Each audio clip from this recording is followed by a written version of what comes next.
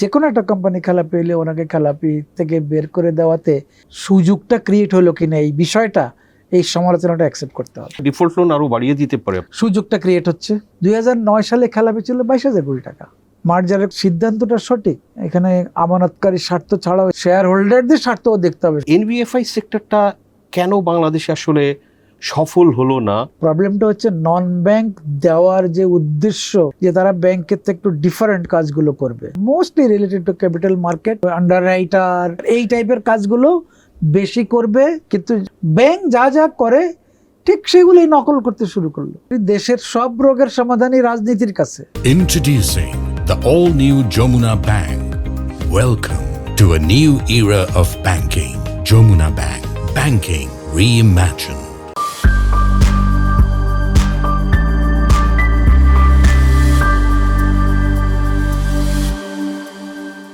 প্রিয় দর্শক, আপনাদের সবাইকে স্বাগতম Jamuna bank presents TVS corporate শোতে।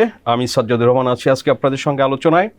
দর্শক, অতিথি হিসেবে আমাদের সঙ্গে আজকে স্টুডিওতে আছেন মিস্টার মোহাম্মদ নুরুল আমিন। নুরুল আমিন 4 দশক ধরে ব্যাংকিং সেক্টরে কাজ করেছেন এবং এনসিসি ব্যাংক আর মেঘনা ব্যাংকের ম্যানেজিং ডিরেক্টর অ্যান্ড সিইও হিসেবে দায়িত্ব পালন করেছেন। মিস্টার নুরুল আমিন, দর্শক আমরা আরেকটু শেয়ার করি, যেটা ABB association of bankers Bangladesh, এমডিদের সংগঠন, সেটার চেয়ারম্যান ছিলেন। ফরেন এক্সচেঞ্জ ডিলার্স অ্যাসোসিয়েশনের চেয়ারম্যান ছিলেন।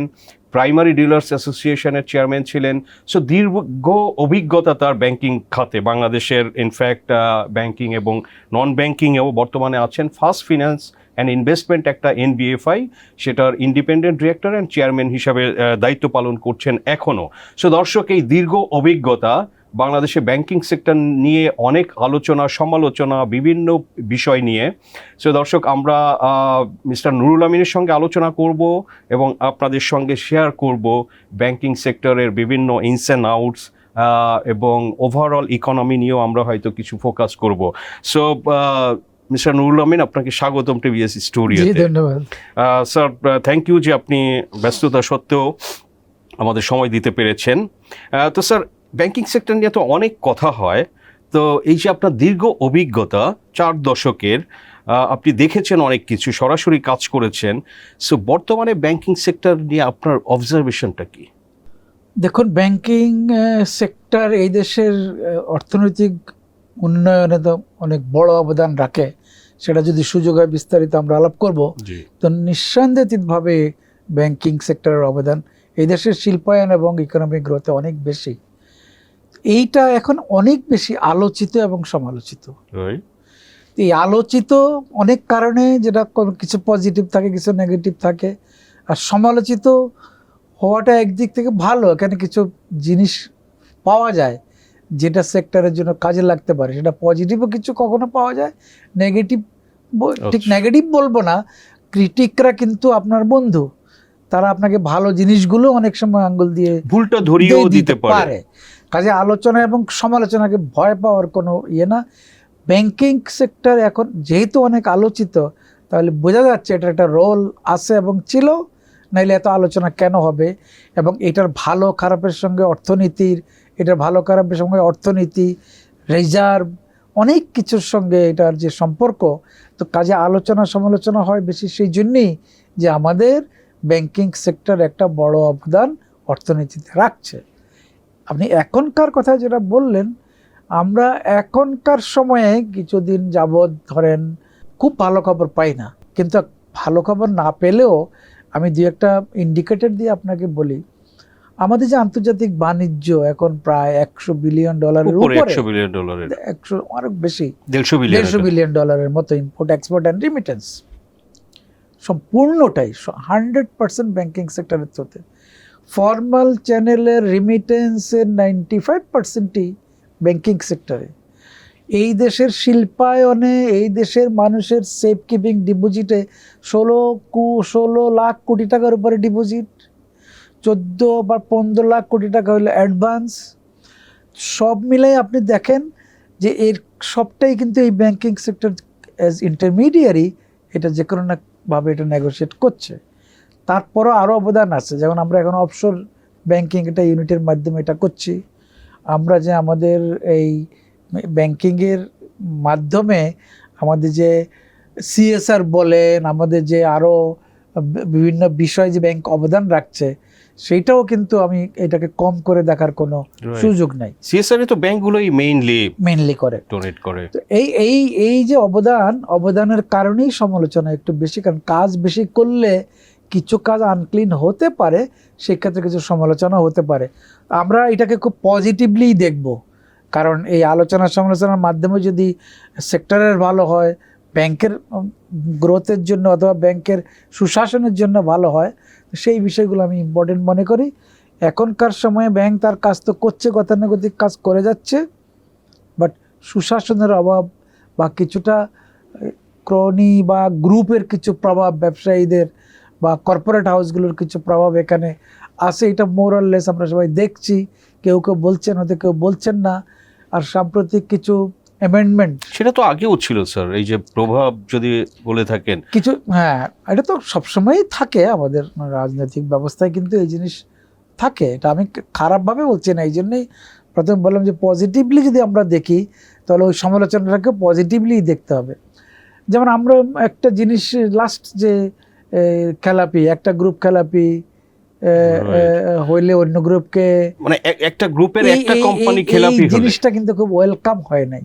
রাইট। 25 বছর ধরে, 30 বছর ধরে তো এই নিয়মটা চালু ছিল যে, এবং সেটা তো অভ্যস্ত হ্যাঁ। তো হয়েছিল বড়। আরেকটা বিষয় হচ্ছে, আপনাকে এটা আমার ব্যক্তিগত অভিমত হচ্ছে যে, কোম্পানি খেলাপি, একটা ভালো একটা খারাপ, তো দুইটার মালিক তো একই গ্রুপ, তাইলে উনিই তো খেলাপি, কারণ যেহেতু ওনার মালিকানায় সবগুলো প্রতিষ্ঠান। আমি উদাহরণটা খারাপ হতে পারে আমার ব্যবসায়ী ভাইদের, উইথ অল রেসপেক্ট, কারণ তারাই তো ব্যাংকিংয়ের প্রাণ, আমরা ওদেরকে নিয়েই তো সারা জীবন কাজ করেছি। আপনার নামে দুটো কেস থাকলে একটা জামিন হলে আরেকটা জামিন না হলে আপনি মুক্ত হবেন না, এটা তো কোনো ব্যতিক্রম এখনো নাই। তো ফলে হচ্ছে কি, যদি খেলাপিটাকে আপনি ওইভাবে ডিফাইন করেন, তাহলে যে কোনো একটা কোম্পানি খেলাপি হলে ওনাকে খেলাপি থেকে বের করে দেওয়াতে সুযোগটা ক্রিয়েট হলো কিনা, এই বিষয়টা, এই সমালোচনাটা অ্যাকসেপ্ট করতে হবে। এরকমও তো হতে পারে যে আমার একটা গ্রুপ আজকে ডিফল্টার, তো আমি দেখা গেল যে দরকার হয় নতুন আর একটা কোম্পানি করে নিলাম। এগুলো তো খুব সুযোগটা ক্রিয়েট হ্যাঁ, হচ্ছে, আমরা এই কথাটাই বলার চেষ্টা করছি।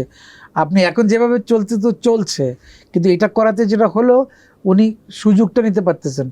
আরেকটা হলো যে, এর আগেরটা যেটা হচ্ছে, আমরা এটা মনে করি গ্রোথ, এমপ্লয়মেন্ট, ক্রেডিট গ্রোথের জন্য যে বিষয়গুলো রিশিডিউলিং এবং রিস্ট্রাকচারিংয়ে ছাড় দেওয়া হয়েছে, ওগুলো একটা শেপে কিন্তু ছিল, কিন্তু এইটা কিন্তু মানে খুব পজিটিভলি দেখা হচ্ছে বলে আমার মনে হয় না। ডিফল্ট লোন আরো বাড়িয়ে দিতে পারে, আপনার কি মনে হয়? সুযোগটা ক্রিয়েট হচ্ছে, আপনি এইটাকে খেলাপি রেখে অন্যগুলো যদি কাজ করতে পারেন, সেখানে 9-6 যদি করার চিন্তা থাকে, তাহলে সেটা আরেকটা খেলাপি হলে কোনো না কোনোভাবে এটাকে ঠিক করে আবার আরেকটাকে খেলাপি করলেন। তো এটা তো আপনাকে একটা মানে এক ধরনের দায় মুক্তির মতোই সুযোগ ক্রিয়েট করা হচ্ছে। ভালোরা কখনো এই সুযোগ নেবেন না, যারা এই সুযোগ নিতে পারবেন তারা নিশ্চয়ই এই সুযোগের অপব্যবহার করবেন না, এই কথাটা আর বলা যায় না। সো আমরা দর্শকদের সাথে একটু শেয়ার করি। সম্প্রতি বাংলাদেশ ব্যাংক একটা সার্কুলার দিয়ে জানিয়েছে যে একটা গ্রুপে যদি একটা কোম্পানি খেলাপি হয়, তাহলে সে তার অন্য কোম্পানি আসলে খেলাপি নাও হতে পারে এবং সে নতুন করে লোনও পেতে পারে। যেটা আগে ছিল গ্রুপে 10টা কোম্পানি আছে, একটা কোম্পানি ডিফল্ট করলে কিন্তু আসলে অন্য কোম্পানিগুলো এই গ্রুপের তারা কিন্তু আসলে তারাও মানে ডিফল্টার হিসেবে কনসিডার হতো, যেহেতু মালিক একই। সো দর্শক, সেটা নিয়েই মিস্টার নুরুল আমিন বলছেন যে এটা কিন্তু এনপিএলটা বাড়িয়ে দিতে পারে, সম্ভাবনা অন্তত আছে, এবং কিছু লোক এটা সুযোগ নিতে পারে। তো স্যার, একটা বিষয় সবাই হয়তো দর্শকরাও জানতে চায়, আপনি লেট 70s ক্যারিয়ার শুরু করেছেন।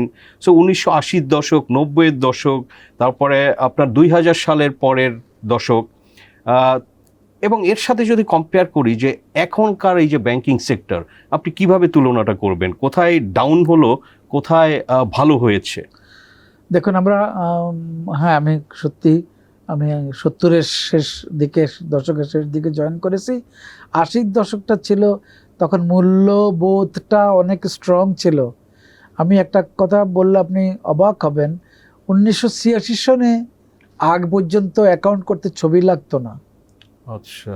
আর কিছু তো নয়, এটা আমি তো নিজে ততদিনে আমার চাকরি 10-12 বছর হয়ে গেছে। 86-এ একটা সার্কুলার হলো যে না এখন থেকে একটা অ্যাকাউন্ট করলে ছবি, এবং 1-2 বছর আমরা সম্মানী লোকদের কাছ থেকে ছবিটা চাইতে লজ্জাবোধ করেছি যে ছবিটা উনি কেন দিবেন, উনি এই মূল্যবোধের একটা ব্যাপার ছিল, তার আগে বিশ্বাসের ছিলই না, ব্যাপার ছিল। তারপরে যে আসলো তাও আমরা অনেক ছাড় দিয়ে। আর এখন আপনাকে কিন্তু আর এটা ছাড় না, ওই ছবিটা পকেটে করা ছাড়া কেউ কোথাও যায় না, এনআইডিটা পকেটে না নিয়ে কেউ ব্যাংক অ্যাকাউন্ট করতে যায় না, সবাই জানে যে এই জিনিসটা লাগবেই। তাহলে মূল্যবোধের ভিত্তিতে অনেক কিছু ছিল। দেখুন ব্যাংক কোম্পানি আইনটা পাস হচ্ছে 1991 সনে, তার আগে কি ব্যাংকিং চলে নাই? পাকিস্তানের সেই সেন্ট্রাল ব্যাংকের অর্ডার এবং পাকিস্তানের যে 1962 ব্যাংক কোম্পানিজ অ্যাক্ট 1962 অ্যাক্ট দিয়ে অ্যামেন্ডমেন্ট করে বাংলাদেশের সঙ্গে খাপ খাইয়ে 91 সন পর্যন্ত, ততদিনে ঠিকই যারা সুযোগ নেওয়ার কিছু সুযোগ নিয়েছেন। শিল্প ব্যাংকের অবস্থা দেখলে বোঝা যায় কী পরিমাণ খেলাপি সেখানে হয়েছে। আর 91 সনে ব্যাংক কোম্পানি আইন হলো, আবার 93 সনে আর্থিক প্রতিষ্ঠান আইন হলো, যেটা এই বছরই সংশোধন হলো। তো ফলে হচ্ছে কি ওই সময়টা মূল্যবোধ ভিত্তিক একটা ব্যাপার ছিল।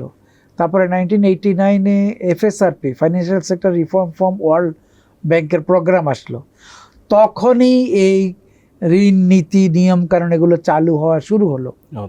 কিন্তু তখনও এখনকার মতো অত কড়াকড়ি খেলাপির মাস্টার সার্কুলার এগুলো ছিল না, যেটা আপনি সংখ্যাগত দিক থেকে যদি বলেন, ওই থেকে আরম্ভ করে 2009 সালে খেলাপি ছিল 22,000 কোটি টাকা। তো তার আগের পিরিয়ডে যদি আপনি বলেন 70, 80, 90 এবং এই 20 সালের প্রথম দশকে অলমোস্ট টোটালি খেলাপি ছিল 20,000 কোটি টাকা।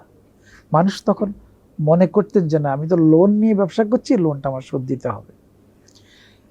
এর পরের বিষয়টা এখন জানা আমাদের যে এখন খেলাপি কত আর কার্পেটের নিচে কত আছে। আমরা এখন খেলাপি, শুধু খেলাপি বললে বোঝা যাবে যে একটা কাগজে কলমে যেটাকে একটা সংখ্যা 10-এর নিচে পার্সেন্টেজ রাখা হচ্ছে, কিন্তু তার সঙ্গে আন্ডার রেটিংয়ের কথা একসময় ছিল না, যে আপনি 80-90 দশক বললেন, এটা লিটারেচারে ছিল, প্র্যাকটিসে ছিল না। দেন আন্ডার রেটিংয়ের নিয়মটা আসলো, রিশিডিউলিংয়ের কন্টিনিউয়াসলি রিশিডিউলিং করার জন্য ব্যবস্থা নেওয়া হলো এবং এখনও সেটা চলমান আছে। তো ফলে হচ্ছে কি কোর্ট কেস একটা ব্যাপার, অর্থঋণ আদালত হচ্ছে 2003 সালে, তার আগে কি বিচার হয় নাই? তার আগে কি মানুষের এই খেলাপি হয় নাই? তো ফলে হচ্ছে কি আপনি যেহেতু পুরোনো জায়গায় গেলেন, তার থেকে এখন মানুষের দৃষ্টিভঙ্গি, মানুষের সচেতনতা যেমন বাড়ছে, তেমন ওই দুষ্ট বুদ্ধিও মানে ওই সঙ্গে সঙ্গে গ্রো করেছে। আইন কানুনগুলো তখন থেকে আসা শুরু হয়েছে। এখন এই প্রেক্ষিতে এখন যেটা হচ্ছে সেটা হচ্ছে যে আগে যেইটুকু বিশ্বাস ব্যক্তিকে করা যেত, এখন আপনি জানলে চিনলেও তাকে আর ডকুমেন্টারি ব্যাকআপ কোলাটারাল সিকিউরিটি ছাড়া তাকে এখন আর বিশ্বাস করা যাচ্ছে না। এই পরিবর্তনটাই হলো এখন আমার কাছে মনে হচ্ছে যে বেশি এখন আসছে। তারপরেও তো টাকা দেওয়া যাচ্ছে না, তারপরে তো ক্লাসিফিকেশন বাড়তেছে। আমি এর মধ্যেও বলবো যে ব্যাংকিং সেক্টর যে রোল প্লে করেছে, 1983 সনে প্রথম প্রাইভেট ব্যাংক আসলো, তখন 1, 2, 3 ব্যাংক আসলো, 4 ব্যাংক আসলো, এরপরে 4 ধাপে ব্যাংক আসছে। 95-96-তে দ্বিতীয় প্রজন্ম যেটাকে বলি, 2001 সালকে তৃতীয় প্রজন্ম বলি, 13 সালের ব্যাংকগুলোকে আমরা চতুর্থ প্রজন্ম বলি।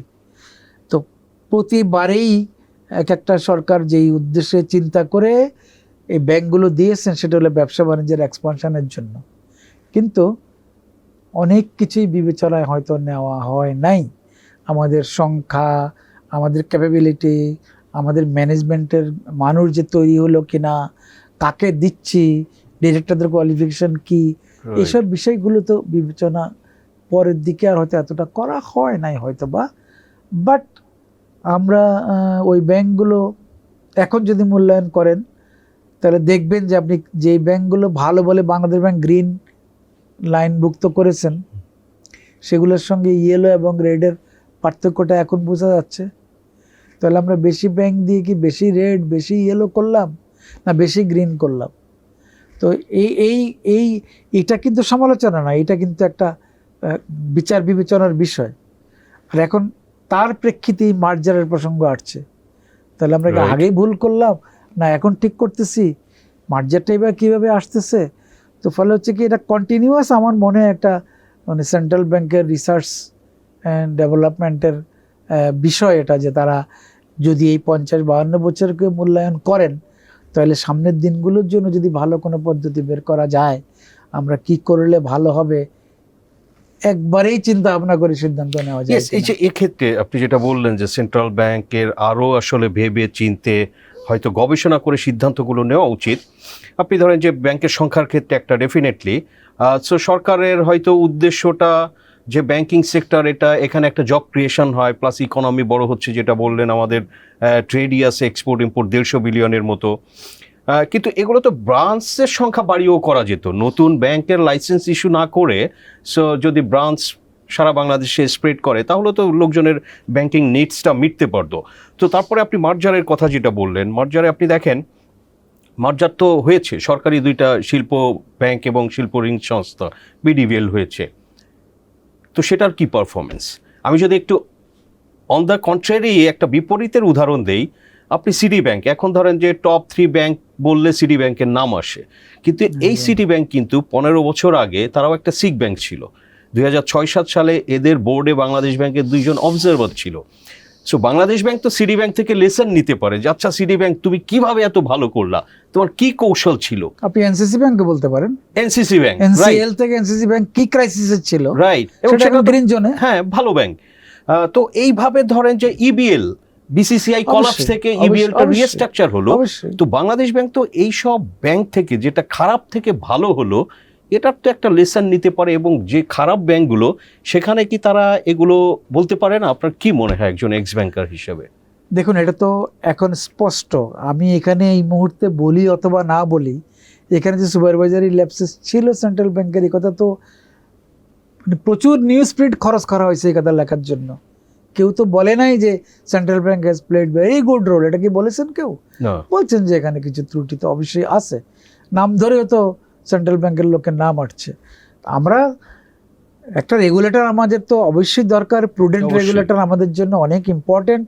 এখনও আমরা মনে করি যে না, বাংলাদেশ ব্যাংক মানি মার্কেটের যে প্রুডেন্ট রেগুলেটর, সেই দিক থেকে তারা তাদের রোলটা যে কোনো সময়ই এটাকে মানে কি বলবো, এটা মানে শক্ত টাইটেনিং বলি, আমরা এটাকে আরও সুশৃঙ্খল বলি, আরও ভিজিল্যান্ট বলি, এই ধরনের জিনিসগুলো নেওয়ার সুযোগ সবসময়ই আছে। সেই জায়গায় যদি আমরা আরও লেথার্জি দেখি, আরও ব্যাংক খারাপ হওয়া দেখি, তাহলে আমাদের তো এটা দায় নিতে হবে। কারণ রেগুলেটর অ্যান্ড অপারেটর সম্পর্কটা তো অবশ্যই আছে, বিচ্ছিন্ন তো কেউ না। রাইট, অপারেটর আসেই বলেই তো উনি রেগুলেটর। তাহলে আমাদের সম্পর্কটাকে কি করলে এটার গুড গভর্নেন্স আসবে, কি করলে এটা ভালো চলবে, কি করলে এটাকে রিপেয়ার রিনোভেট করা যাবে, রিভাইভাল করা যাবে, এই চিন্তাগুলো কিন্তু আমাদের কন্টিনিউয়াসলি করতে হবে। কারণ সেক্টরটা তো এখন অনেক বড়, প্রচুর লোক কাজ করেন, এবং শুধু কাজ করে না, এর সঙ্গে আমাদের এই যদি আপনি মনে করেন এখন 12,000-এর মতো ব্রাঞ্চ থাকে, 1-2-3,000 বা 5,000 যদি উপশাখা থাকে, তাহলে ওটাও তো একটা অর্থনীতি। এই বাড়িঘরগুলোতে ভাড়া হচ্ছে, ওখানে বিদ্যুৎ ইউজ করতেছে, ওখানে এমপ্লয়মেন্ট হচ্ছে, ওখানে বাড়ি ভাড়া হচ্ছে। ফলে সেক্টরের অবদান এবং সেক্টরের সাইজ নিয়ে কোনো আমি বলি না, কিন্তু এটাকে রেগুলেট করাটা নিয়ে আরও কিভাবে ভালো করা যায় সেই বিষয়টা চিন্তা করা উচিত। আর লেটেস্ট যেটা হচ্ছে মার্জারের কথা আসছে, সিদ্ধান্তটা সঠিক, কিন্তু সঠিকভাবে হবে কি না এটা কিন্তু ভালোভাবে দেখতে হবে, উইথ ডিউ ডিলিজেন্স। আপনার কি সাজেশন কি? আমরা মনে করি দুটি কোম্পানির ভ্যালুয়েশনটা স্ট্রংলি করতে হবে। স্ট্রংলি শব্দটা বললাম এই জন্য, এইখানে যদি ত্রুটি থাকে তাহলে পরবর্তী রেজাল্টেও কিন্তু ত্রুটি আসবে। গার্বেজ যদি আমি ইন করে দেই তাহলে গার্বেজই আউট হবে, ডিজিজ হাইড করলে যেটা হতে পারে, এক্সপ্লোড করতে পারে পরে। এটা অবশ্যই বাংলাদেশ ব্যাংক অবশ্য পদ্মা ব্যাংকে এবং এক্সিম ব্যাংকে অডিটে দিয়েছেন, এটা ভালো দিক, কারণ তারাই প্রথমে ঘোষণাটা দিয়েছেন। এখন পদ্মা ব্যাংকের যে উইকনেস, এইটার বিপরীতে এক্সিম ব্যাংকের স্ট্রেংথটা দেখতে হবে। পদ্মা ব্যাংক কি সব দিকেই উইক, না কোনো স্ট্রং দিক আছে সেটা দেখতে হবে। আবার যদি পদ্মা ব্যাংক সব দিকেই উইক হয়, এর কিছু কিছু অংশ যদি এক্সিম ব্যাংকও উইক হয়, তাহলে সেখানেও তো নজরদারিটা করতে হবে। পদ্মা ব্যাংক ম্যান পাওয়ার আছে, অফিস আছে, ব্রাঞ্চ আছে, ঠিক আছে, কিন্তু এক্সিম ব্যাংক যদি টেকনোলজিক্যালি স্ট্রং হয়, এক্সিম ব্যাংকের ম্যান পাওয়ার যদি পদ্মা ব্যাংকের চেয়ে ভালো হয়, তারা যদি আরও বড় পরিসরে চ্যালেঞ্জ নিয়ে কাজ করতে পারে, এটা ভালোই তো হওয়া চাই। আমরা ভালো হইলে তো ক্ষতির কিছু নাই, কিন্তু এইগুলো কিন্তু এখন এই শুরু থেকে এই উইকনেসগুলোর দিকে যথেষ্ট নজর দিতে হবে, আইডেন্টিফাই করতে হবে আগে। করতে হবে। আচ্ছা, আরেকটি হচ্ছে যে সংখ্যার কথা আপনি বলেন, অনেক ব্যাংক, অনেক ব্রাঞ্চ, সেই চিন্তা করে তো ডিজিটাল ব্যাংক দেওয়া হলো, 2টা লাইসেন্স দেওয়া হলো, আরও নাকি কিছু ওয়েটিংয়ে আছে। তাহলে সেই চিন্তা তো করা হচ্ছে। তাহলে এখন আর ফিজিক্যাল ব্যাংক, ধরে নিচ্ছি ফিজিক্যাল ব্যাংক আর নতুন করে আসবে না, এটাও কিন্তু একটা ভালো দিক। এটাও একটা ভালো দিক যে আর সংখ্যা অন্তত বাড়ছে না। আর যেগুলো আছে এগুলোকে কমায় আনা যায় কি না। আমি মনে করি 10টি ব্যাংকের সিদ্ধান্ত থেকে বাংলাদেশ ব্যাংক এখন সরে আসছে, 5টাতে আসছে আপাতত, এটাই ভালো হয়েছে। 10টা নিয়ে বিশাল একটা মানে ক্যানভাস খোলার চেয়ে যেগুলো সিদ্ধান্ত হয়েছে এগুলোকে যেন সুন্দরভাবে করা যায়। 1 বছর 2 বছর পরে দরকার হলে আবার চিন্তা করা যাবে। তো এখন আমি মনে করি যে যার যার যেই রোল, আমাদের ব্যাংক যেই রোল প্লে করা উচিত তার পজিটিভ সেটা করা উচিত, বাংলাদেশ ব্যাংক রেগুলেটর হিসেবে সেটা করা উচিত, অডিট হাউসগুলোকে অডিটিংটা খুব চিন্তা ভাবনা করে ভালোভাবে করা উচিত। এখানে এখানে আমানতকারীর স্বার্থ ছাড়াও স্টেক হোল্ডারদের স্বার্থ আছে, এগুলো সবগুলোই লিস্টেড। তাহলে আপনাকে ওই শেয়ার হোল্ডারদের স্বার্থও দেখতে হবে, শুধু আমানতকারীর স্বার্থ নয়, শেয়ার হোল্ডারদের স্বার্থও দেখতে হবে। কারণ ওটাও তো আপনার তারা একটা আশায় তো এই শেয়ারগুলো কিনেছেন এবং পাবলিক ইস্যুর সময় তারা এটা করেছেন, সেকেন্ডারি মার্কেট থেকে এখন কিনছেন। সবাইয়ের ম্যাক্সিমাম মঙ্গলের যে চেষ্টা, এই চেষ্টাটাই করা দরকার এবং সেক্ষেত্রে রাজনৈতিক সদিচ্ছা এবং রেগুলেটরের দৃঢ়তা অনেক বেশি ইম্পর্টেন্ট। রাইট স্যার, এক্সচেঞ্জ রেটের ব্যাপার, আপনি একসময় বাফেদার চেয়ারম্যান বা প্রাইমারি ডিলার্স অ্যাসোসিয়েশনের চেয়ারম্যান ছিলেন। এই যে এক্সচেঞ্জ রেটে এখন যেটা আমরা দেখছি যে মাল্টিপল রেট, এক্সপোর্টে একটা রেট, রেমিটেন্সে একটা, ইম্পোর্টে একটা। সো এই যে আবার তো হচ্ছে যে অফিসিয়ালি কাগজপত্রে ফ্লোটিং রেট, বাংলাদেশ ব্যাংক বলে তারা ইন্টারভেন করে না। তো এবিবি বাফেদার মাধ্যমে একটা রেট সেট করা হয়েছে গত বছর। সো এটা বাট ট্রুলি তো সেই রেটে আসলে এটা কাজ করছে না। সো আপনার অভিজ্ঞতা থেকে শুনতে চাই, আপনি এবিবিতেও ছিলেন, এই যে মেকানিজমে সেট করা, এটা কি আসলে ঠিক? আমরা পরিষ্কার যে রিজার্ভের ম্যানেজমেন্টটা বাংলাদেশ ব্যাংকেরই। রিজার্ভের ম্যানেজমেন্ট যখন বাংলাদেশ ব্যাংকের, তাহলে ফরেন কারেন্সির ম্যানেজমেন্ট বাংলাদেশ ব্যাংকের। রাইট, এটা এবিবি এবং বাফেদা একটা কোয়াসি রেগুলেটর রিগার্ডিং যে এই এক্সচেঞ্জ রেট সম্বন্ধে তারা মনিটর করে সেন্ট্রাল ব্যাংকে জানাবে। 96-7 আগে তো প্রতিদিন সকালবেলা বাংলাদেশ ব্যাংক রেট দিতেন, পরে সেটা বাফেদার কাছে গেল এবং একটা রেট বাংলাদেশ ব্যাংক যেই রেটে কিনে অথবা বেচে ওটাকে আমরা ইন্ডিকেটিভ রেট বলতাম, কিন্তু একটা ইউনিটারি রেট ছিল, একটা রেট ছিল। একটা রেট বলতে অফিসিয়ালি একটা রেট ছিল, আর একটা রেট ছিল কার মার্কেট বলতাম। কিন্তু এখন এটা 3টা-4টা হয়ে গেছে। আপনি এটার শুরুটা যদি দেখেন, এটা শুরুটা হচ্ছে মোস্টলি ডিমান্ড সাপ্লাইয়ের বিষয়। এবং আমরা 2020-21 বা 21-22 সালে ইম্পোর্ট শুট করলাম প্রায় $90 বিলিয়ন, যেটা মনিটরের দায়িত্ব কার ছিল এবং কেন এটা করা হলো, সেটা করতে গিয়ে আমরা সোজা কথা একমাত্র ওই কারণেই এটা বেশি তখন শুট করা হলো। এখন কিন্তু সেটা কন্ট্রোল করার জন্য ওই ইম্পোর্টকেই কন্ট্রোল করা হচ্ছে। একটা ইম্পোর্ট ডিপেন্ডেন্ট কান্ট্রিতে দীর্ঘদিন ইম্পোর্ট কন্ট্রোল করা, যদি সেটা মেশিনারি এবং আপনার র মেটেরিয়ালসের বিষয় হয়, ইম্পোর্ট কমেছে অনেক। খেয়াল করতে হবে আমাদের মোস্ট ইম্পোর্ট কিন্তু 80% ইম্পোর্ট কিন্তু ক্যাপিটাল মেশিনারি, র মেটেরিয়ালস আর তো জ্বালানি বা অন্যটা আছেই। কিন্তু আমাদের এই লাক্সারি ইম্পোর্ট আমরা এর আগেও স্ট্যাটিস্টিক্স দেখেছি 10-15%-এর মধ্যে আদার ইম্পোর্টস থাকে, আর বাকি সবগুলোই আমাদের নিত্য প্রয়োজনীয় দরকার, সেটা খাদ্য হোক, জ্বালানি হোক, আর আপনার র মেটেরিয়াল এবং ক্যাপিটাল মেশিনারি হোক। তো কাজে এই বিষয়টা আমার মনে হয় মনিটর করা অনেক দরকার ছিল।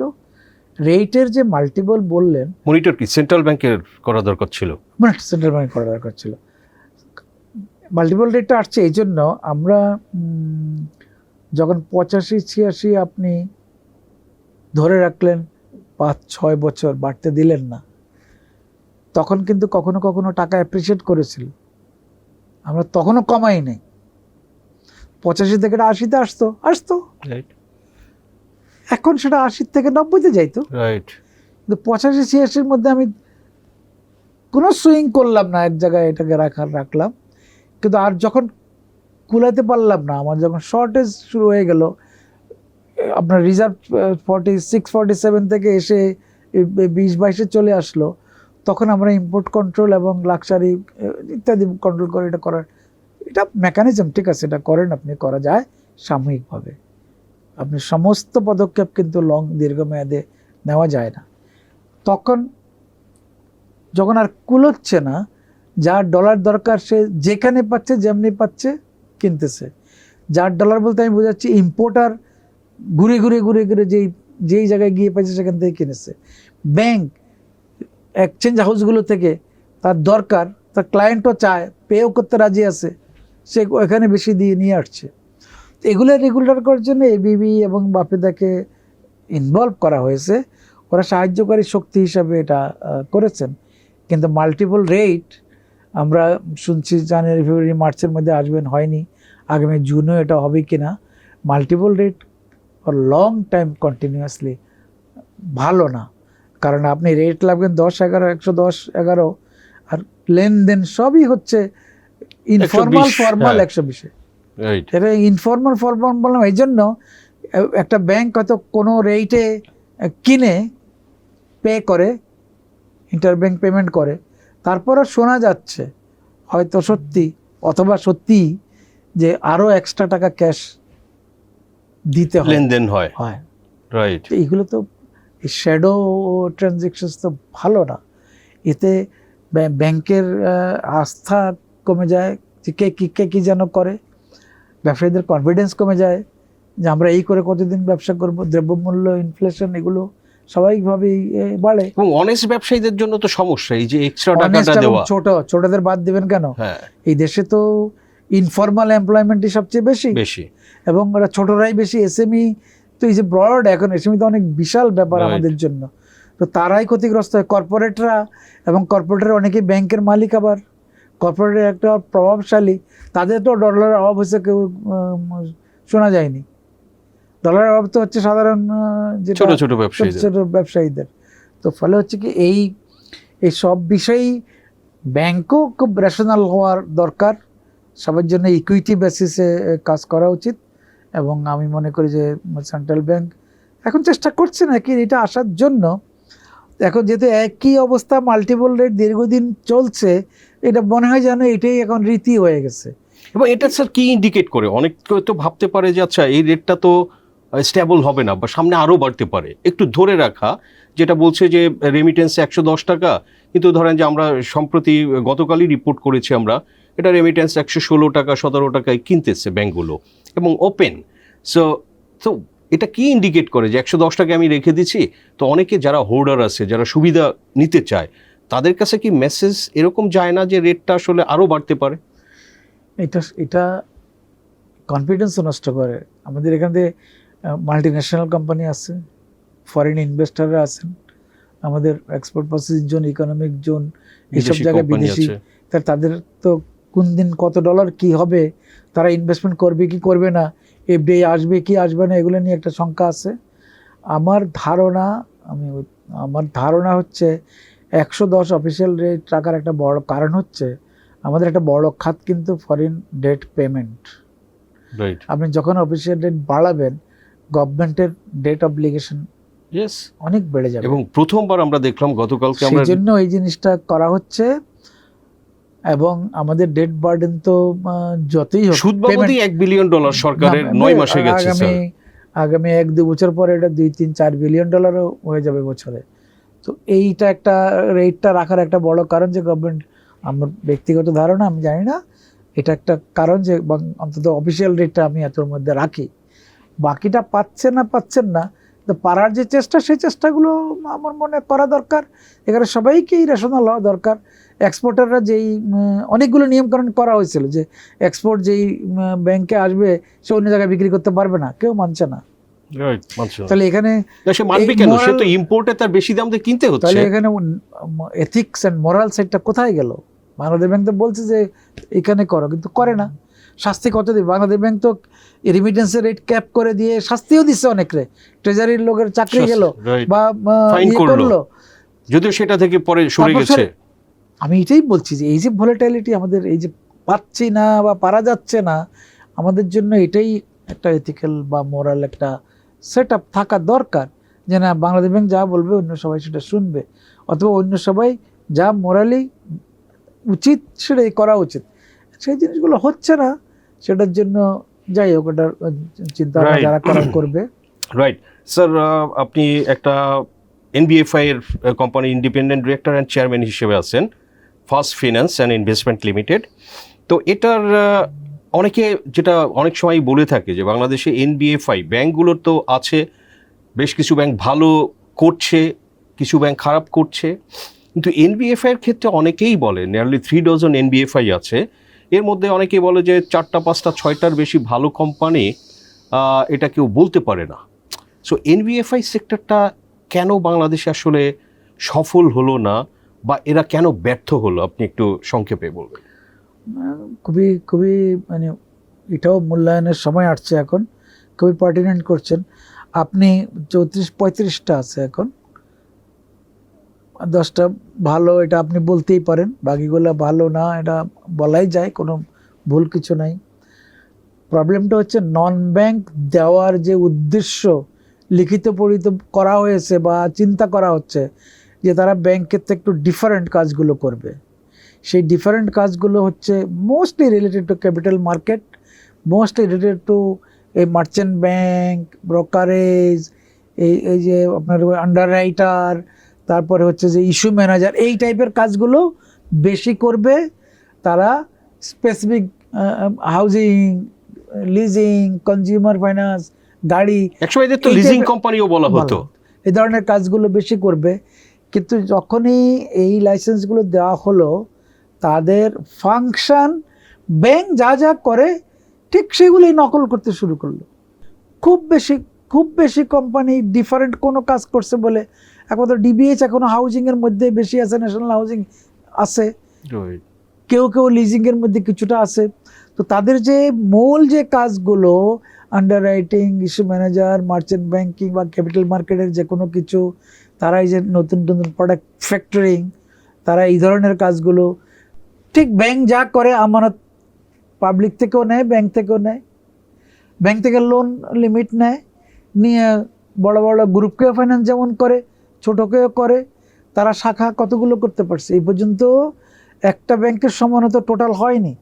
70,000 কোটি টাকার মতো তাদের ডিপোজিট, আর বোধ হয় 45,000 কোটি টাকা ওদের টোটাল লোন, এই 34টার মিলে।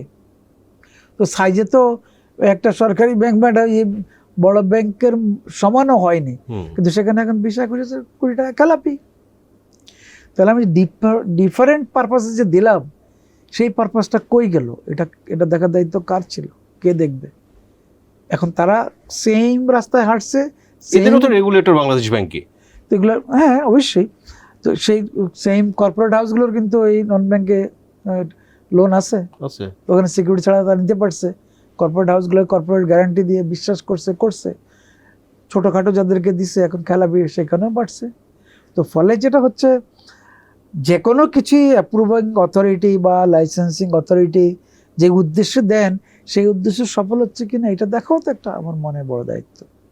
রাইট স্যার, আমরা শেষ করব, শেষের দিকে জাস্ট আমাদের অর্থনীতি তো ধরেন যে 1.5-2 বছর ধরে একটা চ্যালেঞ্জের মধ্যে আছে।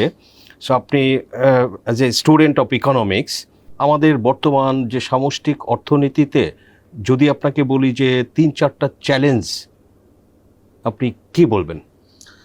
খুবই ভালো কথা। আমি অর্থনীতিবিদ নই, আমি অর্থনীতির ছাত্র, অবজারভার। আমি দেখি বা ফলো করি বা যেটুকু বুঝি, সেটা হচ্ছে আমাদের চ্যালেঞ্জগুলো আইডেন্টিফাই করতে হবে, যেটা আপনি বললেন। 3টা হতে পারে, 4টা হতে পারে, 5টাও হতে পারে। সেই চ্যালেঞ্জগুলো আপনার সামনে এখন কি? সেই চ্যালেঞ্জগুলো আপনার সামনে হচ্ছে যে রপ্তানি গ্রোথ কম, রিমিটেন্সের গ্রোথও কম। This is a challenge for us. আপনি এক্সপোর্ট বাড়ছে, কিন্তু কত পার্সেন্ট করে বাড়ছে? আরও কত পার্সেন্ট বাড়া উচিত? আপনি ইম্পোর্ট দমায়ে রেখে, ইম্পোর্টকে 60-এর অ্যারাউন্ড $60 বিলিয়ন কাছাকাছি উপরে নিচে রেখে এই রিজার্ভ বাড়ানোর চিন্তা করাটা তো আমি মনে করি লং টার্মে খারাপ, ভালো না এটা। আর আমাদের এমনিতে যেই ধরনের সিস্টেমে আমরা এখন চলছি, সেখানে কিছু সুশাসনের ঘাটতি আছে। আমি গুড গভর্নেন্স যদি না করি, তাহলে আমার বাকি যে গ্রোথ, এটা সাস্টেনেবল হবে না। আমার ইনফ্লেশন কন্ট্রোল কিন্তু গত 1.5 বছর হচ্ছে না। This is a great big challenge. 10-এর কাছাকাছি এবং সাধারণ তাহলে আমি মানুষের জন্য খুবই দ্রব্যমূল্য কষ্টকর। নিয়ন্ত্রণ করার প্রথম দিকে ইন্টারেস্ট রেট বাড়ানো হয় নাই, খেয়াল করছেন আপনি? সারা দুনিয়াতে একটা বিধিবদ্ধ নিয়ম আছে যে মানিকে কস্টলি করলে ইনফ্লেশন কমতে পারে, টাকার অনেক দেশ তো সফল হয়েছে। আমাদের এখানে কিন্তু তখনও হয় নাই। আর এখন তো ইন্টারেস্ট রেট অনেক অনেক বেড়ে গেছে। সেটা ইনফ্লেশনে কতটুকু করে কমছে সেটাই দেখার বিষয়, সেটা হচ্ছে না। তো সেখানে কিন্তু আমাদের সাপ্লাই চেইন, আমাদের বড় বড় এফএমসিজি যারা করেন, তাদের মধ্যেও কিছু আমার ধারণা যে এই ম্যানেজমেন্ট পার্টটা, কারণ উৎপাদন লেভেলে যে দাম, ভোক্তা লেভেলে সেই দাম কত গুণ বেশি, এইটুকু চিন্তা করলে বোঝা যায় যে এটার বেনিফিশিয়ারি কারা। তো ফলে ওই দ্রব্যমূল্য এবং ইনফ্লেশন যেমন চ্যালেঞ্জ, রিজার্ভ দেখুন, রিজার্ভ তো আমাদের আগের গতানুগতিক হিসেবে $25 বিলিয়ন, BPM 6 হিসেবে, ব্যালেন্স অফ পেমেন্ট মেথড হিসেবে তো এটা হলো 20 বিলিয়ন। IMF-এর একটা হিসাব আছে, তাদের হিসাবে হলো 15-16 বিলিয়ন। ফলে আমি এখনো ভোলেটাইল রেঞ্জের মধ্যে আছি। 3-4 মাসের ইম্পোর্টের একটা ব্যাপার আছে আমার, ইমার্জেন্সি ইম্পোর্ট যদি হয় সেখানে। এই যে ইনফ্লেশন, রিজার্ভ, ব্যাংকের NPL এবং ব্যাংকের সুশাসন, এই 3টা বিষয় আমি বেশি চ্যালেঞ্জ মনে করি। বাট এগুলো থেকে বেরোয়ার জন্য আমি উইথ অল রেসপেক্ট, আমরা এই চ্যালেঞ্জ এটা স্বীকার করতে হবে। অর্থমন্ত্রী মহোদয় বললেন যে আমাদের সংকট কেটে গেছে কি না, এটা আমার মনে হয় একটু দেখার বিষয় আছে, আসলে কেটে গেছে কিনা। তার মানে আমি একটা স্বীকার করতে চাচ্ছি না যে আমার সংকট আছে। তো আপনি যদি রোগ ডায়াগনোস না করেন, তাহলে আপনি ট্রিটমেন্ট কিভাবে নেবেন? এটা আমার মনে হয় এখনকার সময় খুব দ্রুত রাজনৈতিকভাবে এটা চিন্তা ভাবনা করে ঠিক করতে হবে যে আমার চ্যালেঞ্জগুলো কি, সেগুলো ডায়াগনোসিস আমি করি এবং সেই অনুযায়ী আমি ব্যবস্থা গ্রহণ করি। সফল হবে, শ্রীলঙ্কা সফল হয়েছে, পাকিস্তান কদ্দূর যেতে পারবে আমি জানি না, কিন্তু সেখানে তো রাজনৈতিক এবং সুশাসন এগুলোর অভাব হয়তো আছে। আমাদের এখানে যখন একটা কন্টিনিউয়াস একটা স্টেবল গভর্নমেন্ট চলছে, তাহলে এখানে তো সিদ্ধান্ত নেওয়া কঠিন কিছু না। এখানে তো সিদ্ধান্ত যেটা ন্যায্য, নৈতিক, সেই সিদ্ধান্তগুলো দ্রুত নিলেই তো রাইট। এটা সবাই বলে থাকে আসলে যে পলিটিক্যাল উইলটাই এখানে সব থেকে বড় ব্যাপার, যে এই কাজগুলো আগে আমার রোগগুলো আইডেন্টিফাই করা, তারপরে সেটা অনুযায়ী অ্যাকশন নেওয়া। আমি তো মনে করি দেশের সব রোগের সমাধানই রাজনীতির কাছে। আলটিমেটলি তো ওখানে গিয়েই আমরা সমাধানটা নিতে হবে। আর অর্থনীতি রাজনীতিতে এখন আর বিচ্ছিন্ন করার কোনো সুযোগ নাই। আমাদের মানে পলিটিক্যাল ডিপ্লোমেসি বা স্টেট ডিপ্লোমেসি এখন ইকোনমিক ডিপ্লোমেসিতে মিশে গেছে। তো এটা তো ফলে হচ্ছে কি, রাজনীতি তো এসে গেছে। অর্থনীতি খারাপ চললে রাজনীতি তো সংকটে পড়ে, বা রাজনীতি সংকট হলে অর্থনীতি খারাপ হয়। এই বিষয়গুলোর মধ্যে তো ব্যালেন্স করতে হবে। এবং সেক্ষেত্রে যেই পদ্ধতিগুলো, এটা তো আমাদের সরকারি নিশ্চয়ই বিজ্ঞ লোক অনেক আছেন, সিদ্ধান্ত আমার মনে হয় যে এই বিষয়গুলো ওই যে রাজনৈতিক সিদ্ধান্তের মাধ্যমে কি করলে ভালো হয়, পরামর্শ কমিটি হতে পারে, অ্যাডভাইজারি কমিটি হতে পারে। সংকট হলে আপনি বলেন যারা এক্সপার্ট, বাংলাদেশ ব্যাংক তো কাউকে ডেকে আলাপ করেছেন, ওনারা যা বলছেন সেগুলো শুনছেন কি না সেটাও মূল্যায়ন করা দরকার। তো ফলে আমি অ্যাডভাইস নিলেই তো হবে না, অ্যাডভাইস তো ইমপ্লিমেন্ট করবো কিনা, বা যে যা বলছেন তারা ঠিক বলছেন কিনা এই পর্যন্ত হিস্ট্রিক্যালি যদি গত 15 বছরে বা 20 বছরে যারা অ্যাডভাইস করছে গভর্নমেন্টকে ঠিক মতো করেছে কিনা, এইটা মূল্যায়ন করলে তো হয়। আচ্ছা, রাইট। এটা তো ওইটুকু মূল্যায়ন করলে হয়। বা এখন রিসার্চ সংস্থাগুলো কে কী বলছে, কেন বলছে, তাকে ডেকে জিজ্ঞাসা করেন আপনি কেন বলছেন। মানে আমার মনে হয় মোর কনসালটেটিভ, মোর অ্যাডভাইজারি লেভেলে গিয়ে চ্যালেঞ্জগুলো ফেস করার জন্য কাজ করতে হবে। দেশটা তো আমাদেরই, কষ্ট হলে তো আমাদেরই হচ্ছে, আমাদের জনগণেরই হচ্ছে। তো ফলে আমার মনে হয় রাজনৈতিক সদিচ্ছা ইজ ভেরি ইম্পর্টেন্ট এখনকার সময় এটা সলভ করার জন্য। সো মিস্টার নুরুল আমিন, আপনাকে অসংখ্য ধন্যবাদ। আপনি টিভিএস স্টুডিওতে অনেক সময় দিয়েছেন স্যার, আপনার ব্যস্ততা সত্ত্বেও। So once again thank you very much. ধন্যবাদ আপনাদেরকেও, সুযোগটা পাইলাম বললাম। জি দর্শক, আমরা আলোচনা করলাম। আমরা কিন্তু মিস্টার নুরুল আমিন, আমরা আগেই বলেছি, একজন টপ ব্যাংকার, 2টা ব্যাংকে এমডি হিসেবে দায়িত্ব পালন করেছেন 13 বছর, এবং ব্যাংকিং সেক্টরে 40 বছরের উপরে অভিজ্ঞতা। এখনও উনি আছেন একটা নন ব্যাংক ফাইন্যান্স কোম্পানির এমডি চেয়ারম্যান হিসেবে আছেন। সো দর্শক, তার বিস্তর এই অভিজ্ঞতা থেকে আমরা 1980-র দশক, 90 দশক এবং তখনকার ব্যাংকিং, এখনকার ব্যাংকিং এবং ব্যাংকিং সেক্টরের প্রবলেমসগুলো, এবং আসলে সরকারের কি করা দরকার বা রেগুলেটরের কি করা দরকার। সো আলোচনায় একটি কথা যেটা বেশ জোরে সোরে উঠে এসেছে, যে আসলে এই সব সমস্যা, এই রোগগুলো আসলে শনাক্ত করতে হবে, এবং তারপরে সেই অনুযায়ী আসলে তাদের এগুলো সলিউশনও আসতে হবে, এবং এজন্য আসলে রাজনৈতিক সদিচ্ছাটাই সব থেকে বেশি জরুরি বলে মিস্টার নুরুল আমিন দর্শক বলেছেন, এবং আমরা আপনাদের সঙ্গে শেয়ার করলাম। দর্শক, আমাদের আলোচনা ভালো লাগলে লাইক করবেন, শেয়ার করবেন। সে পর্যন্ত আপনাদের সবাইকে ধন্যবাদ।